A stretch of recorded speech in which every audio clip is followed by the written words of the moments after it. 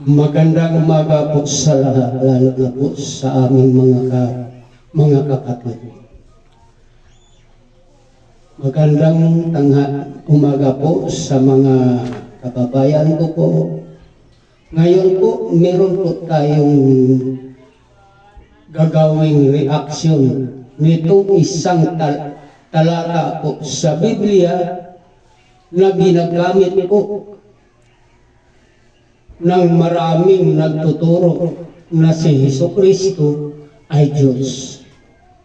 Itong nakasulat po sa Pilipos 2:5 at 6. Ito po, totoo kaya ang kanilang pag-unawa nitong nakasulat sa 5 at 6? Ito po ang bigyan nating reaksyon kung totoo ba ang kanilang pag-unawa o akma po ang pagtuturo na si Kristo ay Diyos sa talatang ito. Itong talata na to, yun po ang ginagamit nila. Isa po ang pinakapaborito nilang unang basahin para ituro po na si Kristo ay Diyos.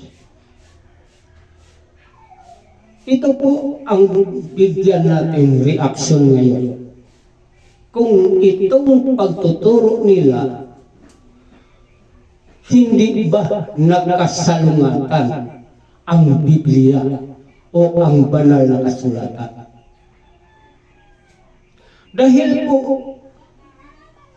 may nakasulat po sa Biblia kung sa anong paraan ang pagtuturo.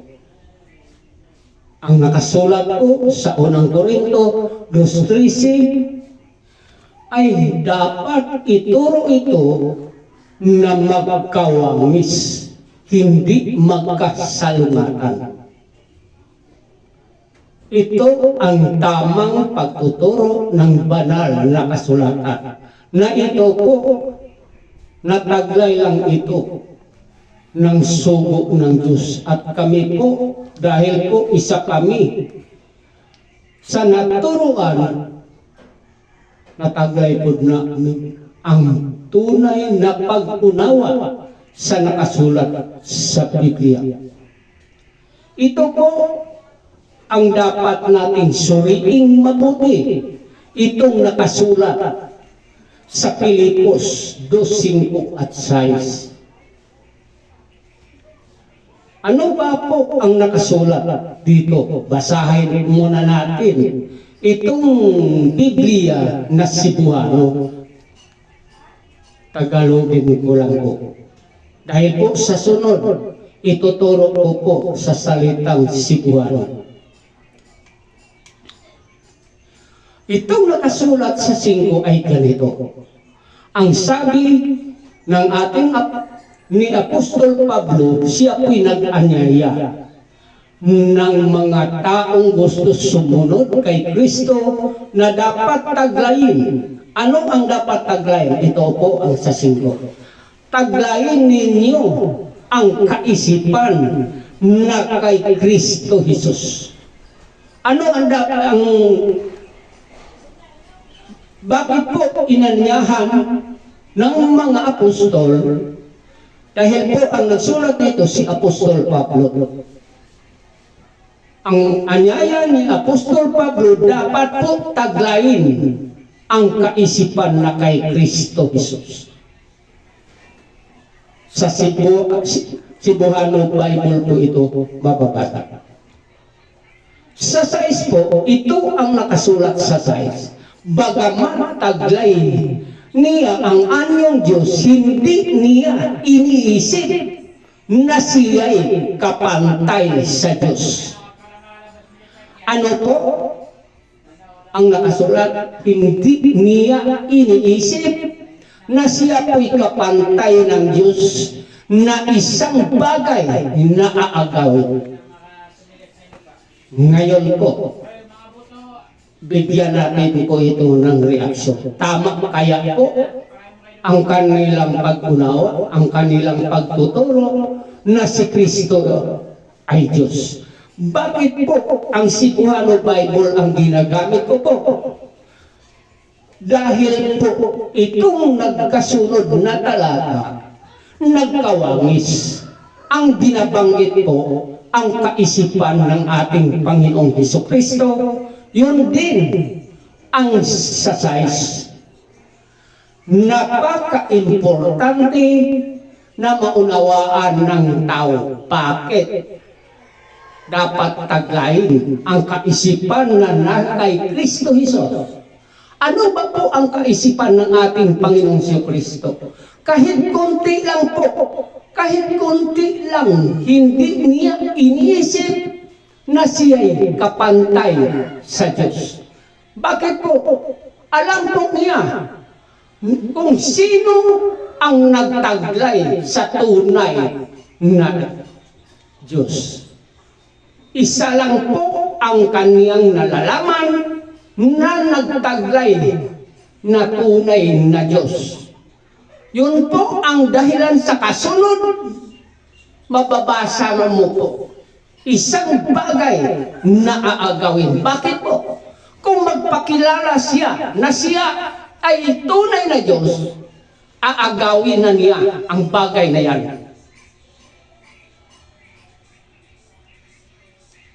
Kung ganon, sino lang po ang nag-iisip na si Kristo ay Diyos sa nakasulat sa Filipos 2:5? Ito lang pong mga taong nagtuturo na si Kristo ay Diyos. Pero itong kanilang iniisip na Diyos, hindi kahit konti man lang, hindi iniisip niya ang kanyang sarili na siya tunay na Diyos. Bakit po? Mayroon ba tayong mababasa? Mayroon po. Alam ng ating Panginoong Hesukristo ang kanyang kalagayan. At alam niya kung sino ang tunay na Diyos. Yun ho ang dahilan kahit kunti. Wala sa kanyang kaisipan. Ano ba kunayan po? Kahit kunti, wala sa kanyang kaisipan. Noong binuhay siyang muli, sa nagpakita po siya sa kanyang mga alipin, sa mga apostol, ang mga apostol po, naglumihanan ang kanilang kaisipan. Nag-akala na sila na sila nakakita ng isang espiritu. Saan po mababasa yan? Mababasa po natin yan sa Lucas 24:39. Anong sinasabi ng ating Panginoon Hesukristo? Dahil po naglumihanan ang mga kaisipan ng mga apostol. Nag-iisip na sila na nakakita sila ng isang espiritu. Bakit po itinuwid ng ating Panginoong Hesukristo? Dahil alam niya kung sino ang nagtaglay ng isang espiritu. Mababasa po sa 4:24 sa 1. Sino ang nagtaglay po? Ang Ama, ang Diyos ay isang espiritu, hindi siya. Yun po ang dahilan, itinuwid niya ang maling kaisipan. Anong sinasabi niya? Sa 24:39 sa Lucas. Anong sinasabi niya? Ang sabi niya, tingnan niyo ako na ako ay mayroon, may laman at mga buto. Dahil ang espiritu walang laman at mga buto na inyong nakita nga ako mayroon. Napakalinaw po sa nakasulat sa Biblia. Yun po ang nasa kaisipan ng ating Panginoong Hesukristo. Kahit konti, hindi niya iniisip. Hindi lang naunawaan nitong nagturo na si Kristo ay Diyos. Itong nakasulat sa Filipos 2:5. Kahit anong gawin yung pagsusuri sa sitas na yan, sa talatang yan, si Apostol Pablo pa po nag-anyaya. Sino mang sumampalataya kay Kristo, kailangan tagayin niya ang kaisipan na kay Kristo.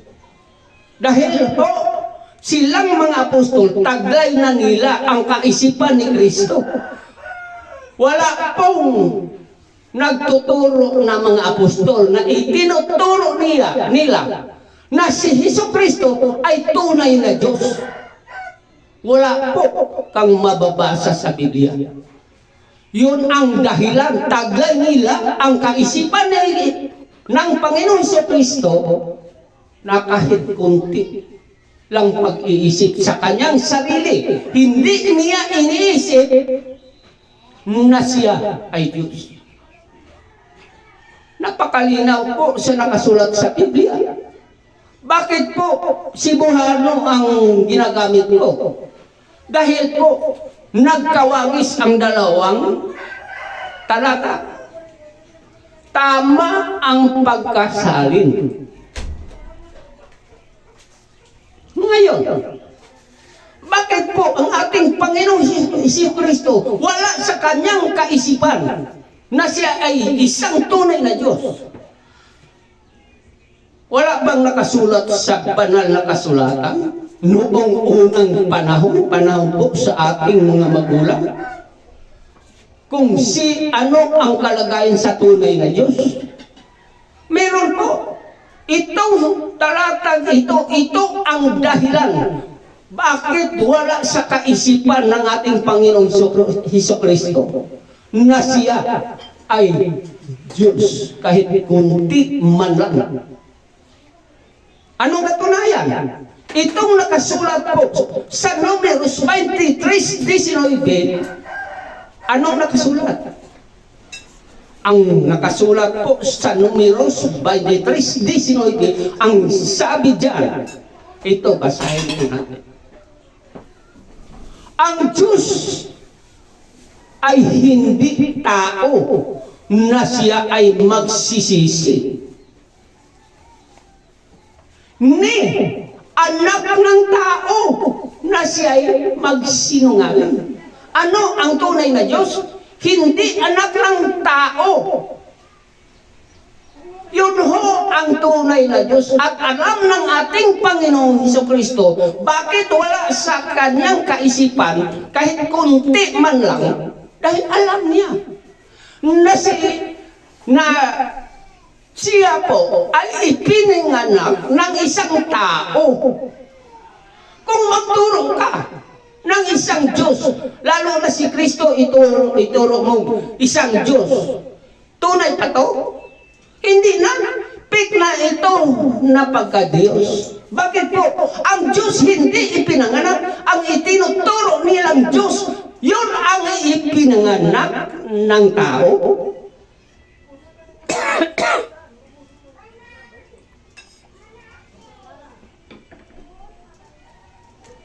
Kung ganon, yun ang dahilan na wala po sa kaisipan ng ating Panginoong Jesucristo na siya ay Diyos.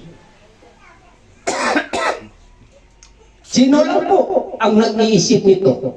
Ito lang mga nagtuturo na si Kristo ay Diyos. Hindi nila naunawaan itong nakasulat sa Pilipos 5:6.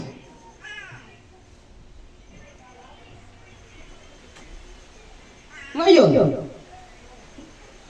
kahit ang mga apostol, wala po silang itinuturo na si Jesucristo ay tunay na Diyos.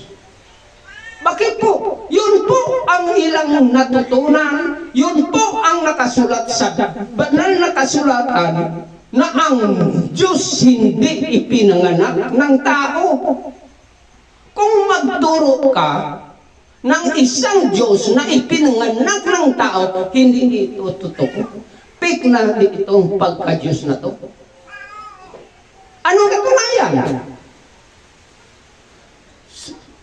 Dito po sa nakasulat sa Juan 1 hanggang 17:1 hanggang 3 ay mababasa po natin. Mismo ang ating Panginoong Hesukristo, siya po ang nagtuturo sa talatang na yan.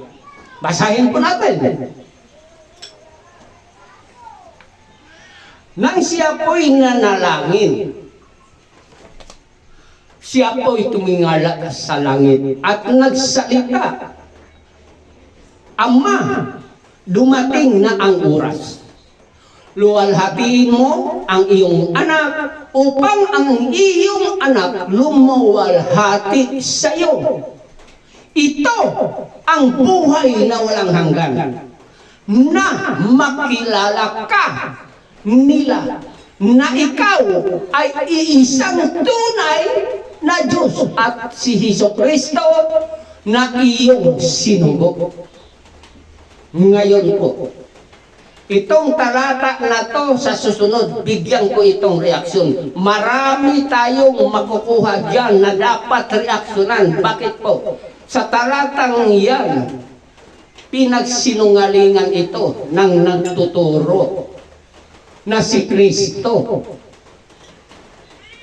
Ang sinasabi ni Kristo na tunay na Diyos ang kanyang Ama. Sa kanila po, hindi lang ang tunay na Diyos ang itinuturo ni Kristo, may kasama pa dyan na Diyos. Totoo kaya? Itong nakasulat po may babala. Anong babala? Ito ang buhay na walang hanggan. Mata mo lang ito kung magturo ka na ang Ama ng ating Panginoong Hesukristo, yun ho ang tunay na Diyos. Kung magturo ka, lalo nang ituro mo yung anak, magkaroon ka pa ng buhay na walang hanggan? Wala na po, dahil piki na po ang iyong itinuturo. Yun po ang babala sa talatang yan. Magkaroon ka lang ng buhay na walang hanggan kung ituro mo na ang kanyang Ama ay tunay at nag-isang tunay na Diyos. Kung magturo ka ibang Diyos, hindi ang kanyang Ama, wala kang buhay na walang hanggan. Kung gano'n, hindi ito naunawaan ng mga nagtuturo na si Kristo ay Diyos. Itong Pilipos 2:5, bakit binigyan natin ito ng reaksyon? Dahil po napakahalaga ito na talata. Ito po ang kanilang gamitin para po ituro nila na si Kristo ay Diyos. Anong kanilang sinasabi? Hindi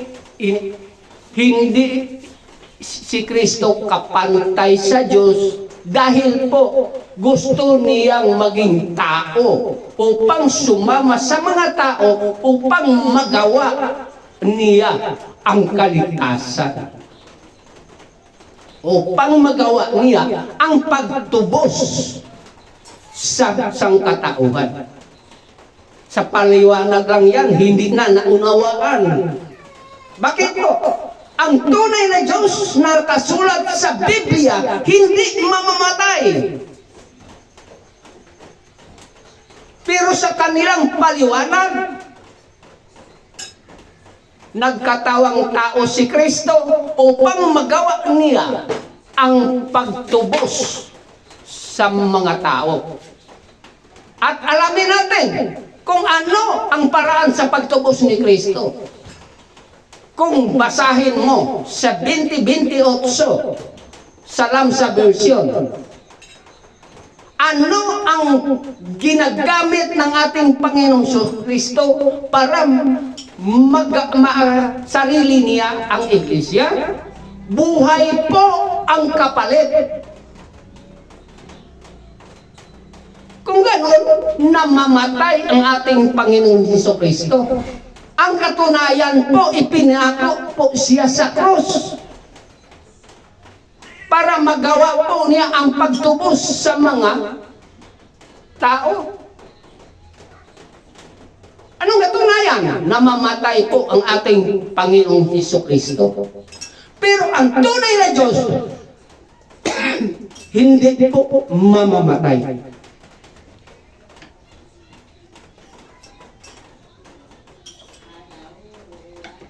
Kung ganun, sa kanilang paliwanag, para po ituro si Kristo ay Diyos, hindi na po nagkasalungatan na po.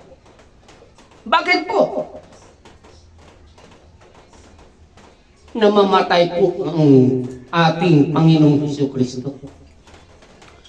Itong talata po sa Numeros 23:19, alam ko po, lahat ng nagtuturo na si Kristo ay Diyos, hindi nila alam ang sitas na yan sa 23:19 sa Numeros.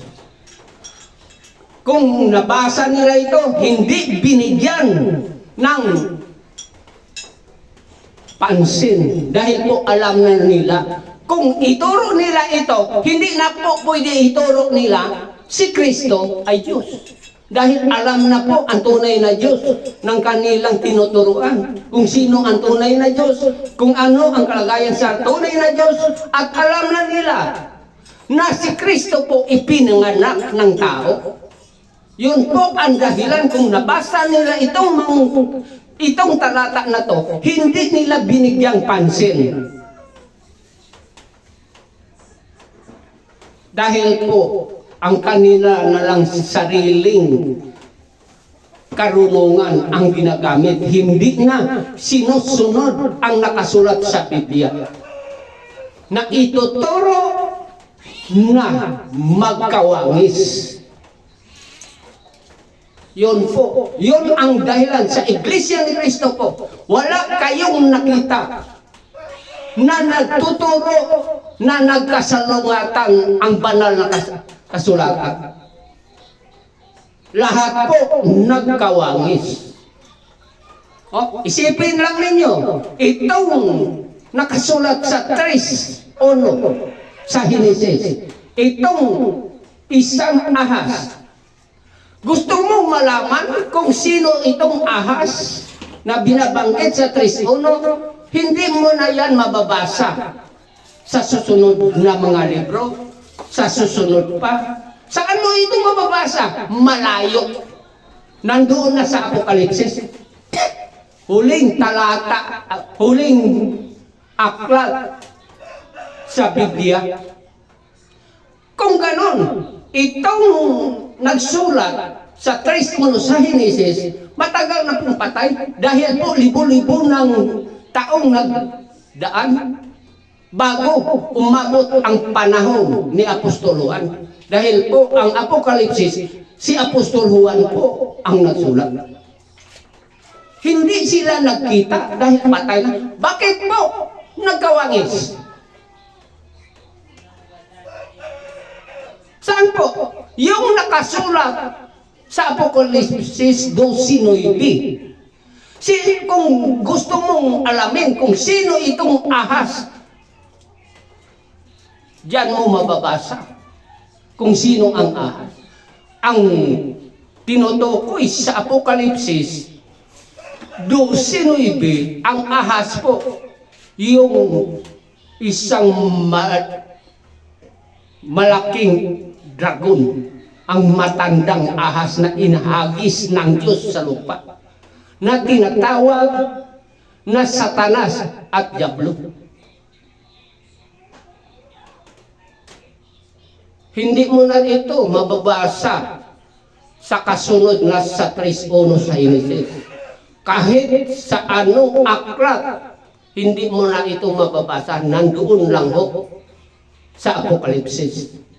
Kung ganun, ang pagtuturo na totoo, magkawangis, hindi nagkasalungatan, hindi kontradiksyon. Ito ang tunay na reliyon. Pero itong nagtuturo na si Kristo ay Diyos, siguro yung Numeros 23:19 iniwasan na nila ito. Kaya kung ito ituturo nila sa kanilang mga tinuturuan, wala na pong mananampalataya na si Kristo ay Diyos. Bakit po? Alam na nila na ang tunay na Diyos hindi ipinanganak ng tao. At maalaman na nila na si Kristo po ay anak ng tao.